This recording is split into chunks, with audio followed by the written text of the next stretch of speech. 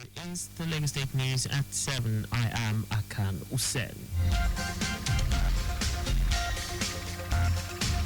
Lagos State Government has officially launched its annual medium-term sector strategy MTSS rollover exercise for the 2026 to 2028 planning cycle, reaffirming its commitment to sustainable development and effective governance. Speaking at the opening session of the workshop, the Permanent Secretary of the Ministry of Economic Planning and Budget, Olayinka Ojo, emphasized the importance of the MTSS as a cornerstone in the state's planning framework. Ojo stated that the strategy is to ensure that all projects and programs initiated by ministries, departments and agencies, MDAs, are not only well prioritized and realistically cost, but also aligned with the Lagos State Development Plan LSDP 2052. The rollover session, which gathered economic planning officers and statisticians/statistical officers from various MDAs and development partners, aims to critically assess ongoing and proposed initiatives for their transformational impact, alignment with sectoral strategies, and responsiveness to current fiscal realities. The event also underscored the need for flexibility and innovation in government planning amid global uncertainties. Officials called for future-proof and sustainable programs capable of delivering measurable benefits to Lagos residents. Lagos State Government, through its Primary Healthcare Board, has commenced the first round of the 2025 National Immunization Plus Days (NIPDs) campaign. The four-day exercise, which commenced on Saturday, aims to immunize children under 5 years of age against poliomyelitis and other vaccine-preventable diseases. The campaign commenced simultaneously across all local government areas, LGAs, and local council development areas, LCDAs, in the state. Permanent Secretary of the Lagos State Primary Healthcare Board, Ibrahim Mustafa, personally administered oral polio vaccines to several children, including 2 newborn babies at the Ogba Primary Health Center and a mobile vaccination site in the vicinity. Mustafa reiterated the state government's unwavering commitment to protecting children's health and preventing disease outbreaks.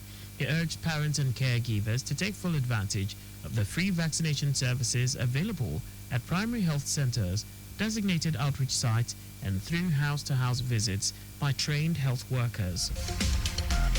In a decisive move to enhance road safety and reduce accidents caused by unfit vehicles, the Lagos State Vehicle Inspection Service, VIS, has embarked on an enforcement operation that resulted in the apprehension of over 200 unroadworthy vehicles across the state.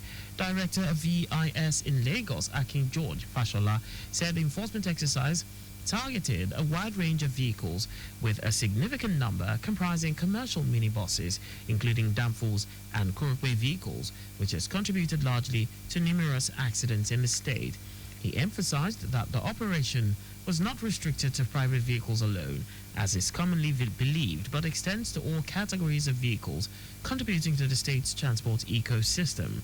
Fashola, who urged all vehicle owners, those intending to use their vehicles for commercial purposes, to ensure they meet the required roadworthy standards, and assured the public of its directorate's commitment to sustain the enforcement exercise. The Lagos State Government has reaffirmed its commitment to fostering cultural development through strategic collaborations with both local and international stakeholders.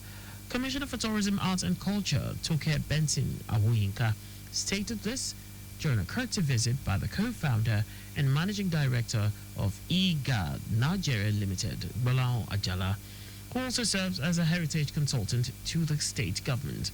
Benson Awoyinka, who acknowledged the alignment between the ministry's ongoing initiatives and the vision of the visiting team, expressed enthusiasm about potential collaborations in areas such as museums, archives, and cultural exhibitions.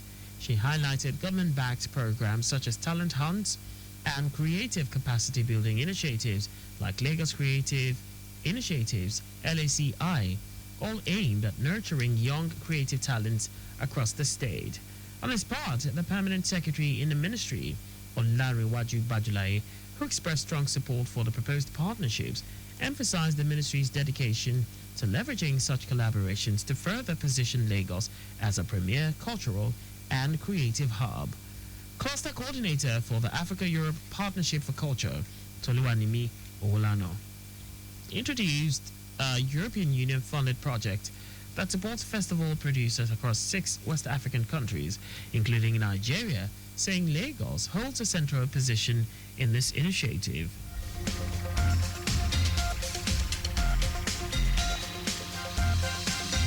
With the 22nd National Sports Festival, the Gateway Games, fast approaching in Ogun State, Lagos has reaffirmed its full support for its athletes. Director General of the Lagos State Sports Commission, LSSC, Lekan Fatodu, made the pledge during a visit to Team Lagos at the Mobolaji Johnson Sports Center, Rowe Park, Yaba, where final training preparations are underway. He praised the athletes for their courage and dedication, assuring them of the government's continued investment in their success. Fatodu described Team Lagos as the most competent and enviable contingent at the festival, promising access to top-tier facilities and unwavering support for the athlete welfare. The LSSC boss concluded by saying the state is working tirelessly to ensure Team Lagos excels at the Games. And that's all for the state news at 7. Slow down at road junctions, intersections, and pedestrian crossings. You can follow us and like all our various social media platforms on X at Traffic Radio 961, Facebook Lagos Traffic Radio 96.1 FM, Instagram Lagos Traffic Radio 961, on YouTube. Subscribe and watch us live on our channel Traffic Radio 961. You can also visit our website on www.trafficradio961.ng. Did you know that the Sanwo-Olu administration introduced the Lagos Economic Acceleration Program, LEAP, to reduce the effect of the COVID-19 pandemic on small businesses? You can get more details on the Lagos State government website. For contact with the newsroom, please send a message to info@trafficradio961.ng. And that ends the news broadcast compiled by Adirayo Idowolaya. I am Akan Usen. Thanks for listening and please stay safe. Good evening.